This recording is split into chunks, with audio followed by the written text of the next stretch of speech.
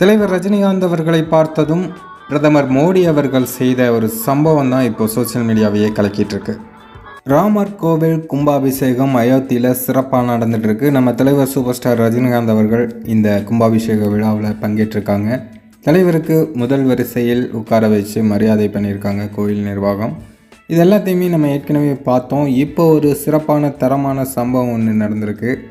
அது என்ன சம்பவம் அப்படின்னு கேட்டிங்கன்னா, அயோத்தியில் நம்ம ராமர் கோவில் கும்பாபிஷேகத்தில் பிரதமர் நரேந்திர மோடி அவர்களும் பங்கேற்றிருக்காங்க இல்லையா. ஸோ அவங்க முதல் வரிசையில் உட்காந்துருக்கவங்க எல்லாத்துக்குமே வணக்கம் சொல்லிட்டு அப்படியே வர்றாங்க. தலைவரை பார்த்தவுடன் தலைவருக்கு வணக்கம் சொல்லிவிட்டு இன்னொரு எக்ஸ்ட்ராவாக ஒரு ரியாக்ஷனும் நம்ம மோடி அவர்கள் கொடுக்குறாங்க. தலைவருக்கு மட்டும்தான் மோடி அவர்கள் அப்படி பண்ணியிருக்காங்க அந்த வரிசையிலேயே. அந்த வீடியோ தான் இப்போ சோசியல் மீடியாக்களில் செம வைரல் ஆகிட்டுருக்கு. மோடி அவர்கள் தான் தலைவரை வீட்டுக்கே தலைவா அப்படின்னு உச்சரித்து அவரோட மரியாதையை செலுத்துகிறாரு. அப்படி இருக்கும் பட்சத்தில் இந்த மாதிரி விஷயங்கள்லாம் சர்வசாதாரணம் தான் தலைவருக்கு.